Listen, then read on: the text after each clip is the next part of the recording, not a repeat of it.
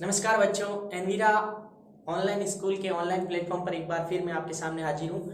और आज हम पढ़ेंगे चैप्टर 5 का पार्ट 12। और ये पार्ट बोर्ड एग्जाम की दृष्टि से भी इम्पोर्टेंट है। इससे पहले वाले पार्ट में हमने कोलाइडी विलियन बनाने की विधियां और कोलाइडी विलियन में किस प्रकार की अशुद्धियां पाई जाती है, उन अशुद्धियों को दूर करने की विधियां पढ़ी, वो भी इम्पोर्टेंट था। लेकिन अब हम पढ़ेंगे कि जो कोलाइडी कण है उसके ऊपर आयन कौन सा होगा। हमें कैसे पता चलेगा कि ये धनायन है, यानी धनायन कोलाइडी विलियन है, और हमें कैसे पता चलेगा कि ये नेगेटिव यानी ऋणायन कोलाइडिसोल है। तो उनका पता करने के लिए हम पढ़ेंगे आयनों का वर्णात्मक सिद्धांत या आयनों का वर्णात्मक अधिशोषण। जहां भी ये वर्ड आता है वो अपनी आवश्यकता के अनुसार चयन करता है किस आयन को लेना है। हमने पढ़ा था एंजाइम का वर्णात्मक सिद्धांत, यानी एंजाइम में एक विशेष प्रकार का गुण पाया जाता है। इसी पार्ट में पढ़ा था, इसी यूनिट में पढ़ा था कि एंजाइम उन्हीं को अपने ऊपर अधिशोषित होने देते हैं जो उनके समान आकृति के हो, यानी एंजाइम का ताला चाबी सिद्धांत हमने पढ़ा था पार्ट 4 या 5 में, आप जरूर देखना। तो उसी प्रकार जहां पर भी केमिस्ट्री में ये वर्णात्मक यानी सिलेक्शन का जो गुण आता है वो इस विशेष गुण होता है। तो आयन उन्हीं आयनों को अपनी सतह पर अधिशोषित होने देंगे जो आयन उभयनिष्ठ हो। यानी उभयनिष्ठ का अर्थ यहाँ पे यह है कि आपके पास कोलाइडी विलियन है, मान लो किसी भी पदार्थ का कोलाइडी विलियन है, उस पदार्थ में जो आयन प्रेजेंट है और जिसके साथ मिलाओगे, उन दोनों में अगर देखा जाए जो चीज कॉमन आ रही है वो उसकी सतह पर अधिशोषित हो सकती है। ये कहता है आयनों का वर्णात्मक अधिशोषण। तो हम पढ़ेंगे क्या है इस सिद्धांत के अनुसार। पहले तो आप इन्हें इंपॉर्टेंट भी लगाइए, पूछा जा सकता है एग्जाम में। तो आयनों का वर्णात्मक अधिशोषण से आप क्या समझते हैं? तो इसमें यह है कि इस सिद्धांत के अनुसार, ध्यान देना कंटिन्यू, यानी इस सिद्धांत के अनुसार कोलाइडी कणों की सतह पर, ध्यान देना, कोलाइडी कणों की सतह पर विलियन में उपस्थित आयनों का क्या होता है? अधिशोषण होता है। ये तो आप सब जानते हो, लेकिन कौन से कणों का अधिशोषण होगा वो देखना। कोलाइडी कण विलियन में उपस्थित उन्हीं आयनों को, ये इंपॉर्टेंट है, उन्हीं आयनों का अधिशोषण करते हैं जो उनके झालक में उभयनिष्ठ हो। ये चीज इंपॉर्टेंट है, दोनों में क्या हो? उभयनिष्ठ, यानी दोनों में चीज क्या हो? कॉमन हो।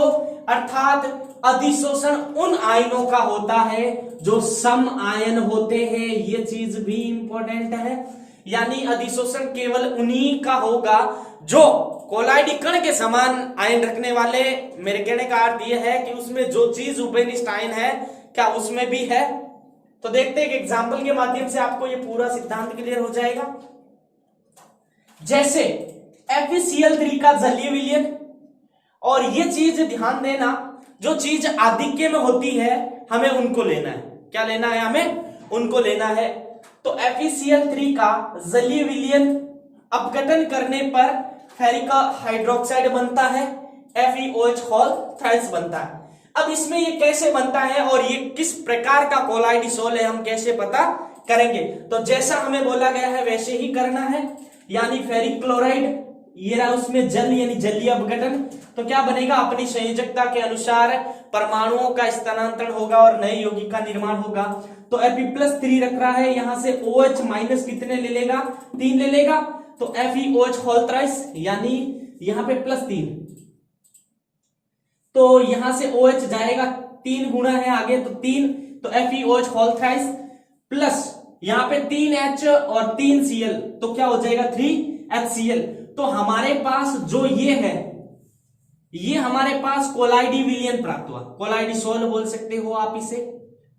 अब इसकी सतह पर ये चीज हम पढ़ रहे इस सिद्धांत में कि इसकी सतह पर कौन सा आयन अधिशोषित होगा। अब हमने आधिक्य में क्या मिलाया? आधिक्य में यहां पे ये ध्यान रखना FeCl3 मिलाया। जो चीज आधिक्य में मिलाई जाती है वही उसके साथ एंड तक रखनी है, ये थोड़ा सा ट्रिक है, इसमें याद रखना। तो हमारे पास जो कोलाइडिसोल है, ये रहा फेरिक हाइड्रोक्साइड कोलाइडिसोल, इस किसके आधिक्य में? FeCl3 के आधिक्य में। तो मेन ये सिद्धांत ये कहता है कि वह आयन उसकी सतह पर अधिशोषित होगा जो इन दोनों में कॉमन है, उभयनिष्ठ है। मैं यही समझा रहा हूं आपको। सम आयन यानी समान आयन, चेक कीजिएगा बच्चों, इन दोनों में समान आयन कौन सा है? क्या आपको Cl नजर आ रहा है? नहीं आ रहा है। Fe और Fe ये चीज आपको यहां पे कॉमन नजर आ रही है। तो कुछ नहीं करना, ये रहा हमारा कोलाइडी विलयन, ये रहा कोलाइडी विलयन। अब हमें ये पता कैसे चला कि ये पॉजिटिव या नेगेटिव कोलाइडिसोल है? तब ये नियम कहता है, आयनों का वर्णात्मक अधिशोषण सिद्धांत ये कहता है कि उनकी सतह पर वे आयन अधिशोषित होते हैं जो दोनों में उभयनिष्ठ हो। यानी यहां देखो और यहां देखो, Fe और Fe, तो यहां पे Fe+3, यहां पे ये प्रथम वैद्युत स्तर बनाते हैं या सतह बनाते हैं। जो आयन यहां पे अधिशोषित होगा हमें उसी प्रकार का कोलाइडिसोल प्राप्त होगा, यानी यह एक धनावेशित कोलाइडिसोल है। और जो दूसरे नंबर पे पीछे बचा वो वाली आएगी जो गतिशील होती है। क्या होती है? एक नंबर का क्वेश्चन यहां से डेफिनेशन पूछी जा सकती है। गतिशील स्तर बोल सकते हो आप, ये स्थायी नहीं होता है, और ये निश्चित बोल सकते हो आप इन्हें, निश्चित स्तर, या प्रथम बोल सकते हो आप इसे, प्रथम वैद्युत स्तर। अब आपको मैं एक ऐसा बनाऊंगा डायग्राम जिससे पूरा ये क्लियर हो जाएगा कैसे बनता है। हमारे पास बच्चों ध्यान देना, क्या है? Ferric hydroxide FeOH whole thrice, ये हमारे पास क्या है? कोलाइडिसोल है। अब इसको किसके आधिक्य में मिलाया आपने? FeCl3 के आधिक्य में मिलाया। किसके आधिक्य में मिलाया? FeCl3 के आधिक्य में। लेकिन इसमें और FeCl3 में कॉमन आयन कौन सा है? Fe+3। तो इसकी सतह पर कौन से आयन अधिशोषित होंगे? कौन से होंगे? Fe+3 अधिशोषित होंगे। इस तरह एक परत बनाएंगे,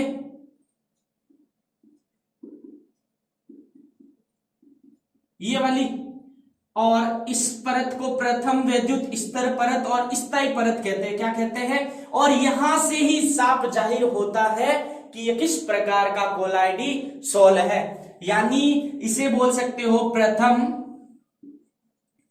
वैद्युत स्तर परत, ये बोल सकते हो, या आप इसे बोलो स्थायी, ये बेटर रहेगा। यानी यहां से हमें पता चला यह धनात्मक सोल है, और जो Cl है इसके ऊपर अस्थायी परत, ये वाली यहां वापस आ जाएगी अनिश्चित परत, Cl minus Cl minus Cl minus Cl minus Cl minus Cl minus और Cl माइनस।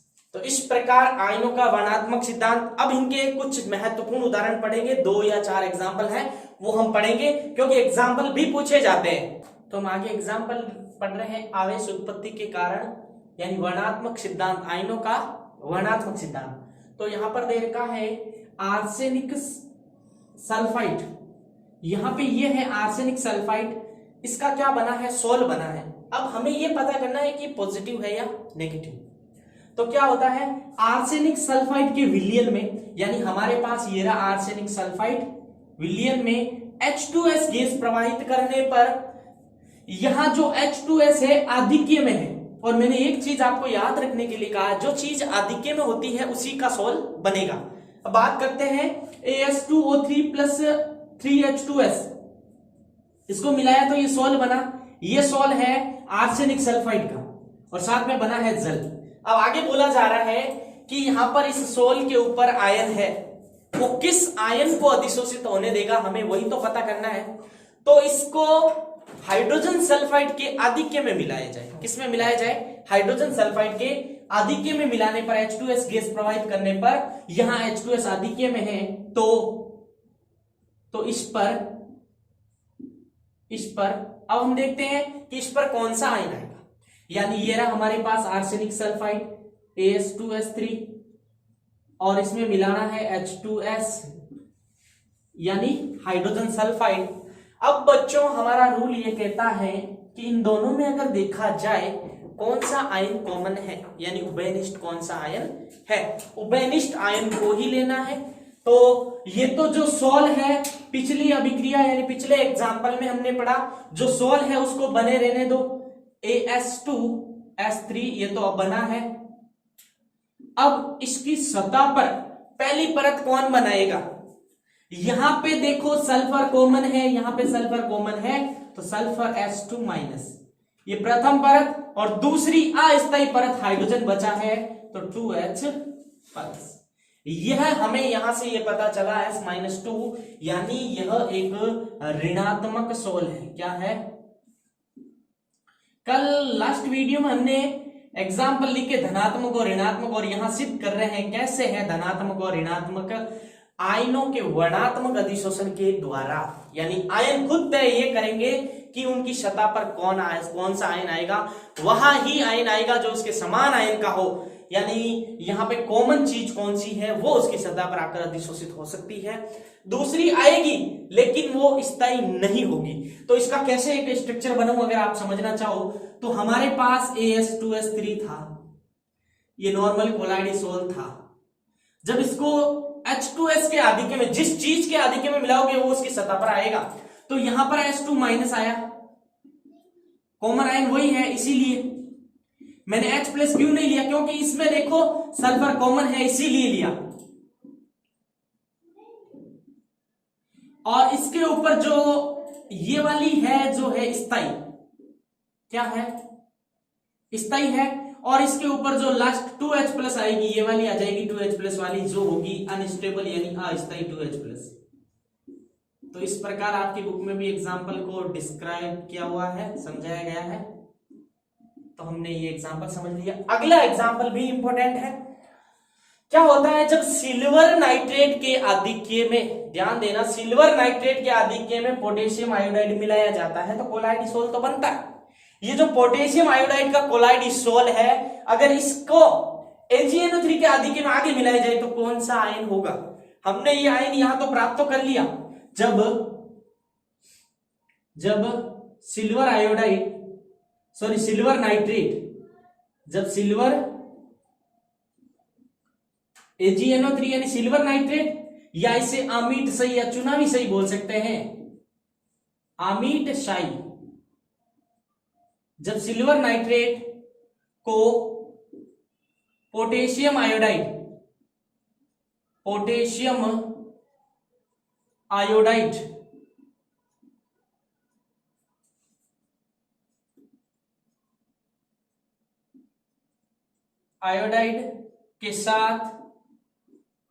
के साथ मिलाया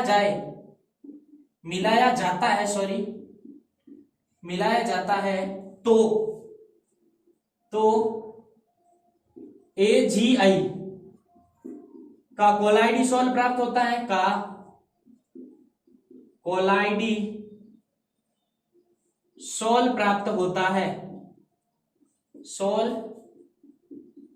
प्राप्त होता है। और ये अपने ऊपर उन आयनों को अधिशोषित होने देगा जो आधिक्य में मिलाया गया है, उसमें कौन सा कॉमन है और इस खुद में कौन सा कॉमन है। यह उन आयनों को सतह पर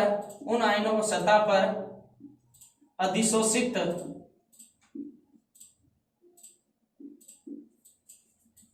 अपनी सतह पर अधिशोषित होने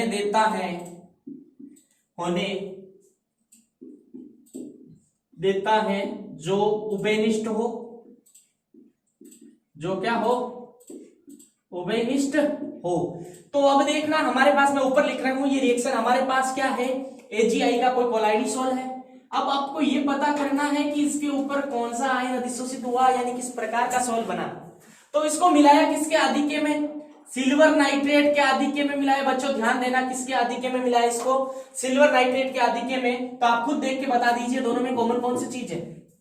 ये है कोलाइडिसोल, तो कोलाइडिसोल तो अपने स्थान पे रहेगा AgI। अब इसकी सतह पर कौन सा आयन कॉमन है? उभयनिष्ठ Ag, तो Ag प्लस, ये पहली सतह पे आ जाएगा। तो इस प्रकार कौन सा सोल बन जाएगा? ऋणात्मक सोल। क्या बन जाएगा? ऋणात्मक। और दूसरा NO3 माइनस। अब इसका अगर बना के बताऊं स्ट्रक्चर, हमारे पास ये है कोलाइडी विलयन, यानी AgI है हमारे पास। पहली सतह कौन सी आएगी? Ag प्लस की। जो स्थायी होगी ये स्थायी होगी। अब इसके ऊपर अस्थायी परत कौन सी आएगी, NO3 माइनस की आएगी। और ये प्रथम वैद्युत स्तर होती है जो होती है स्थायी। क्या होती है बच्चों, स्थायी। और ये होती है गतिशील, दूसरी होती है जो गतिशील। अब देखना बच्चों एक और एग्जांपल है, सेम इसी का ले रहा हूं, AgNO3 में Ki को आधिक्य में, वेरी इंपॉर्टेंट। अगर आपने एक एग्जांपल और ले रहा हूं, AgNO3 है, ठीक है, को Ki के आधिक्य में मिलाया जाए। किसके आधिक्य में मिलाया जाए बच्चों, Ki के आधिक्य में मिलाया जाए। किसके आधिक्य में, AgNO3 को अगर AgNO3 में Ki को आधिक्य में मिलाने पर क्या होगा, चलो मिलाओ। AgNO3 ले लिया, उसमें क्या मिलाया आपने, Ki, तो क्या बन जाएगा KNO3। और कोलाइडिसॉल कौन सा बन जाएगा, AgI का। कौन सा सॉल्ट बन जाएगा, AgI का। अब यहां पे चेंज होगा कुछ ना कुछ, AgNO3 को Ki में मिलाया गया तो पोटेशियम नाइट्रेट, और ये बना AgI का क्या बना बच्चों, सोल बना। चलो ठीक है, ये AgI का सोल बना। अब यहां पे जो ये AgI का सोल है किसके आधिक्य में, अब की बार Ki आधिक्य में है। ये थोड़ा ध्यान देना, यहां पे चेंज होगा, Ki आधिक्य में है तो यहां पे Ki को लीजिए। बहुत कॉमन कौन सी चीज आ रही है बच्चों, AgI अपने स्थान पे पड़ा है, कॉमन चीज आ रही है आयोडाइड, और दूसरी परत आ रही K+, तो यहां पे ये जो है ऋणात्मक होगा, ऋणात्मक सोल। कौन सा होगा, इसी के साथ एक और एग्जांपल हमने समझ लिया। और यहां पे ये AgI है, धनात्मक है, यहां पे ये AgI है, ऋणात्मक है। इसकी सतह पर ऋणात्मक जो चीज आधिक्य में होगी, जो उभयनिष्ठ होगी, आप उन्हीं को लेंगे। ये कहलाता है आयनों का वर्णात्मक अधिशोषण, यानी अपने आवश्यकता, आप ऐसा बोलो तो सिलेक्शन करके ये चॉइस करते हैं कि मेरे समान है वही मेरे योद्धा होंगे। कहने का मतलब समझ रहे हो, मेरे लेवल के लोगों को ही मैं लूंगा, बाकी को नहीं लूंगा। यानी मेरे लेवल के लोग हैं जो स्थायी होंगे, बाकी होंगे अस्थायी। तो आगे हम पढ़ने जा रहे हैं, हमारा स्कंदन क्या होता है, अवक्षेपण क्या होता है, या ऊनन क्या होता है, ये हम पढ़ेंगे। तो अब हम पढ़ेंगे स्कंदन क्या होता है, अवक्षेपण या ऊनन, तीनों एक ही चीज है। फिर आगे हम पढ़ेंगे स्कंदन कैसे बनाया जाता है, यानी स्कंदन बनाने की विधियां। अगर आपको पहले स्कंदन का पता हो तो फिर स्कंदन कैसे बनाया जाता है, अलग अलग प्रकार की विधियां पढ़ेंगे हम। तो स्कंदन क्या होता है, हमने अब तक कोलाइडी विलयन के बारे में पूरी जानकारी ले ली। तो जो कोलाइडी विलयन होता है, अगर उसके ऊपर किसी भी प्रकार से आवेश को क्या कर दिया जाए, समाप्त कर दिया जाए। हम जानते हैं कोलाइड विलयन के ऊपर एक समान आवेश होता है। एक समान आवेश का अर्थ यह है कि या तो उस पर टोटली पॉजिटिव होगा या टोटली नेगेटिव होगा, यानी टोटली यानी पूर्णता धनात्मक या पूर्णता ऋणात्मक एक प्रकार का आवेश जरूर होता है। अगर एक प्रकार के आवेश को किसी विधि द्वारा हम अगर समाप्त कर दें तो उनके ऊपर ग्रेविटेशनल फोर्स यानी गुरुत्वाकर्षण बल कार्य करेगा। इस कारण वो गुच्छे का निर्माण होते हुए तली में बैठ जाते हैं और उन्हें ही कहते हैं स्कंदन, या जिसे आप बोल सकते हो अवक्षेपण। काफी बच्चों को ये कंफ्यूजन रहता है अवक्षेपण क्या है, 11वीं पढ़ लेते हैं 12वीं पढ़ लेते हैं। अवक्षेपण यानी स्कंदन एक ही चीज है, या उसे बोल सकते हैं ऊणन। आगे हम पढ़ेंगे ऊणन मान क्या होता है, ऊणन क्षमता किसकी ज्यादा होती है।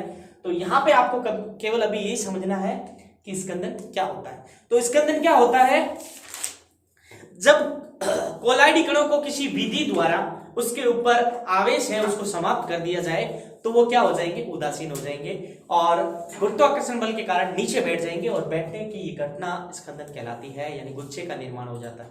यानी जब कोलाइडी कणों को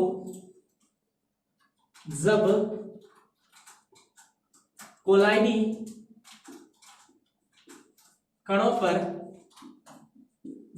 कणों पर उपस्थित आवेश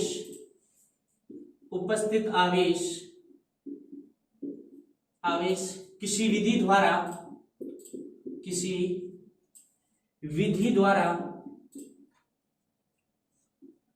द्वारा समाप्त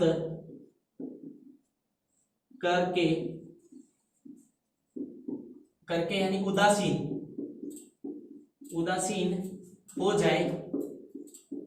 हो जाए तो इस कारण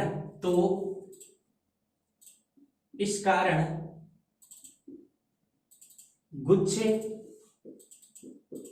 आप क्या बोलोगे उन्हें, इस कारण क्या होगा, गुच्छे का निर्माण होगा, या जिसे आप पुंज या समूह, पुंज या समूह।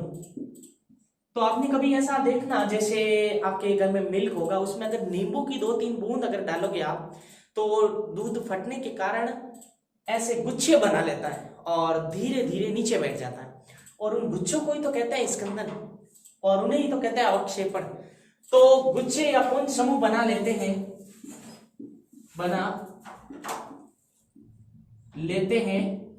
क्या बना लेते हैं, गुच्छे या पुंज बना लेते हैं। इन पर गुरुत्वाकर्षण बल कार्य करने लग जाता है, इन पर गुरुत्वाकर्षण बल कार्य करने लग जाता है, इसे स्कंदन कहते हैं। क्या कहते हैं, स्कंदन कहते हैं। आया समझ में, क्या कहते हैं, स्कंदन कहते हैं, या किसी कोलाइडी विलयन के अवक्षेप में परिवर्तन होना। एक दूसरी अगर डेफिनेशन लिखना चाहो बढ़िया सी, किसी कोलाइडी विलयन के अवक्षेप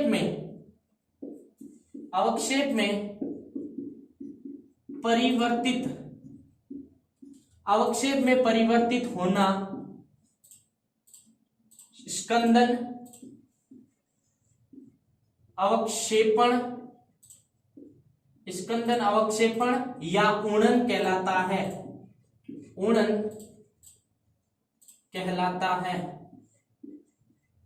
क्या कहलाता है, किसी कोलाइडिक विलयन के अवक्षेप में परिवर्तन होना क्या कहलाता है, स्कंदन कहलाता है। अब बहुत ही इंपॉर्टेंट टॉपिक स्टार्ट करने जा रहे हैं, स्कंदन बनाने की विधियां, यानी आप ऐसा पुंज किस प्रकार से बना सकते हो, किस प्रकार उनमें आवेश को समाप्त कर सकते हो। अब हम पढ़ेंगे स्कंदन बनाने की विधियां। स्कंदन कैसे बनाया जाता है, जो मोस्टली 3 विधियां हैं। एक तो है वैद्युत अपघटन द्वारा, एक वैद्युत अपवन द्वारा, केवल अपवन द्वारा, फिर एक हार्डी सोल्जे का नियम पढ़ेंगे, उन्होंने भी बताया था कैसे स्कंदन को स्कंदन को बनाया जाता है। तो वैद्युत अपघटन मिलाकर, तो जब किसी कोलाइडी विलयन में अगर वैद्युत अपघटन को मिलाया जाता है, तो विपरीत आवेशित वाले वैद्युत अपघटन कोलाइडी विलयन के साथ स्कंदन करके गुच्छे का निर्माण कर देते हैं, और इस प्रकार वैद्युत अपघटन द्वारा आप स्कंदन बना सकते हो। यानी किसी कोलाइडी विलयन में वैद्युत अपघटन डालोगे, या तो पॉजिटिव होगा या नेगेटिव होगा वैद्युत अपघटन के, यानी पॉजिटिव और नेगेटिव चार्ज शो करने वाला, जैसे HCl डाल दिया, H2SO4 कोई भी आप डाल सकते हो। और कोलाइडी विलयन के ऊपर हम जानते हैं एक ही प्रकार का चार्ज होता है। अगर पॉजिटिव है, आपने पॉजिटिव नेगेटिव डाला, तो पॉजिटिव है अंदर, पॉजिटिव और नेगेटिव वाला डाला, तो नेगेटिव वाला उसके पास जाएगा, उसको उदासीन कर देगा। उदासीन हुआ, हाथों हाथ उसकी अवक्षेप बन जाएगा और सतह में नीचे बैठ जाएगा। जैसे आप पढ़ते हो कि आपको नॉर्मल अगर जब चोट लगती है तो फिटकरी लगाई जाती है, जैसे आप शेविंग करवाते हो, नॉर्मल ब्लेड का अगर टच भी हो जाए तो वो पानी ऐसे करके फिटकरी लगाता है। वो एक रक्त एक नेगेटिव सोल है, हमने पढ़ा था, ऋणात्मक, और फिटकरी में पोटासियम यानी एल्यूमिनियम आता है प्लस थर्ड, वो उसके साथ स्कंदन बना देता है या रक्त का थक्का जमने में सहायक कर देता है, इसलिए खून ज्यादा आता नहीं। ऐसे नहीं आपको बहुत ज्यादा चोट लगी और आप फिटकरी लेके बैठ गए, ये वाला साइंस का प्रयोग गलत हो जाएगा आपकी। नॉर्मल सी चोट को बता रहा हूं मैं। तो वैद्युत अपघटन मिलाकर भी आप स्कंदन बना सकते हो। तो क्या होता है, जब किसी कोलाइडी विलयन में वैद्युत अपघटन को मिलाया जाता है, किसी भी कोलाइडी विलयन में अगर वैद्युत अपघटन मिलाओगे तो वैद्युत अपघटन का विपरीत आवेश, आयन आवेशित कोलाइड को क्या कर देगा, उदासीन कर देगा। कुछ नहीं, नॉर्मल सी लैंग्वेज है, जब किसी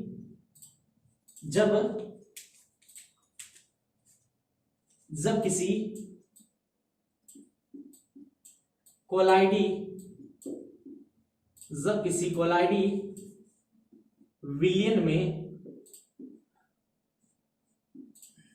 वैद्युत अपघटन या विद्युत अपघटन मिलाया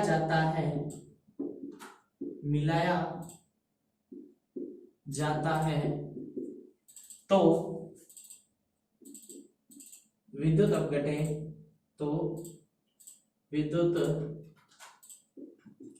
अपघटे का विपरीत आयन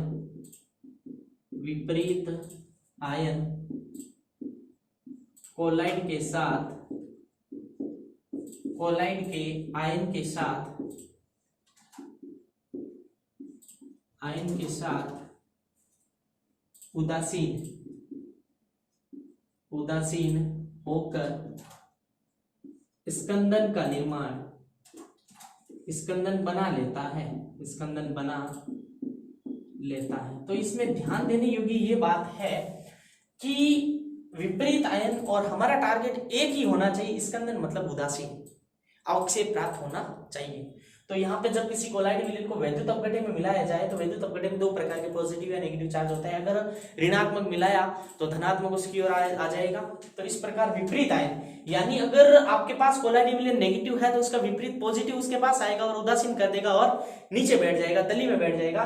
वो बैठना ही क्या कहलाता है? स्कंदन कहलाता है। वो गुच्छे नुमा संरचना यानी गुच्छे का निर्माण बना लेता है। तो आपस में जुड़कर क्या बना लेंगे? गुच्छे बना लेंगे, स्कंदन बना लेते हैं।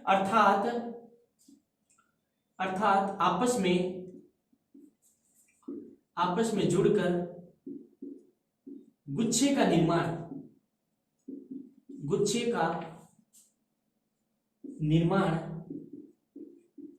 कर लेते हैं। किसका निर्माण कर देते हैं? गुच्छे का निर्माण।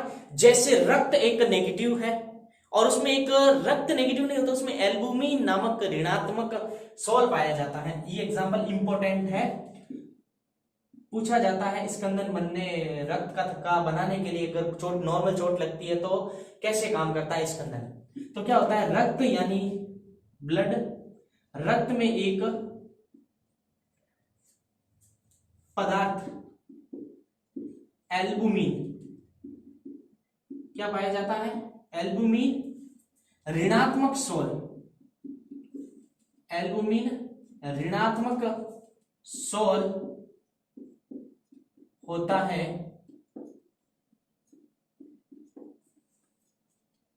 जब पोटास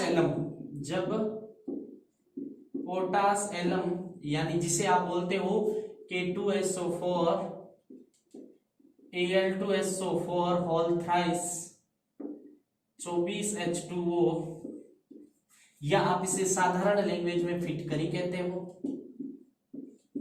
फिटकरी में कौन सा आयन होता है? Al+ थर्ड आयन होता है के साथ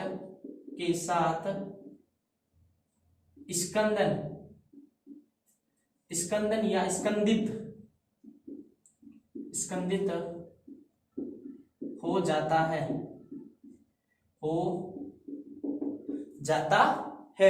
इस कारण जो नॉर्मल अगर ब्लेड का आपके जैसे सेविंग के समय लगता है तो वो फिटकरी यूज करता है, यही कारण है उसका। तो वैद्युत अपघटे मिलाकर भी आप स्कंदन बना सकते हो। अब दूसरी विधि है आधिक्य अपोहन द्वारा। नॉर्मल विधि है, ज्यादा हार्ड नहीं है। दूसरी है आपके आधिक्य अपोहन द्वारा।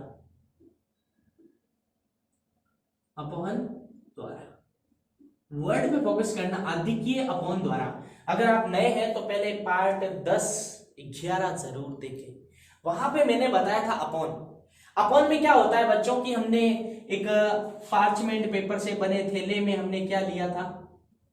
ऐसा थैला था हमारे पास और उसको पानी के अंदर लटकाया, जल के आधिक्य में लटकाया, यहीं से लटकाया। यहां से क्या जा रहा था?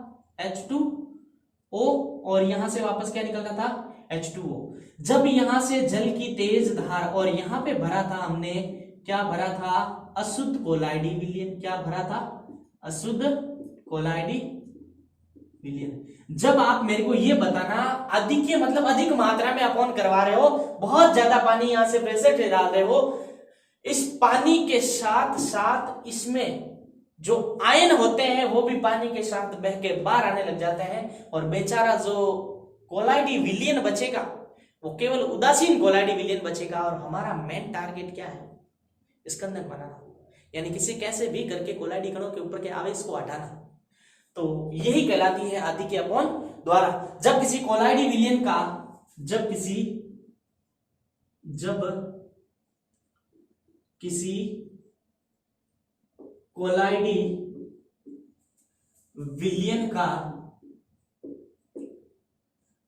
कोलाइडी विलयन का आधिक्य अपॉन करवाया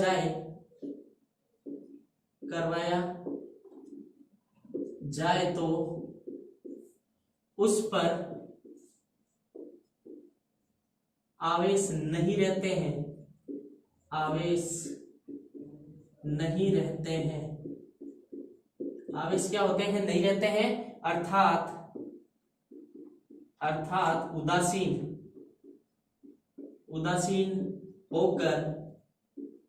उदासीन होकर स्कंदन का निर्माण करते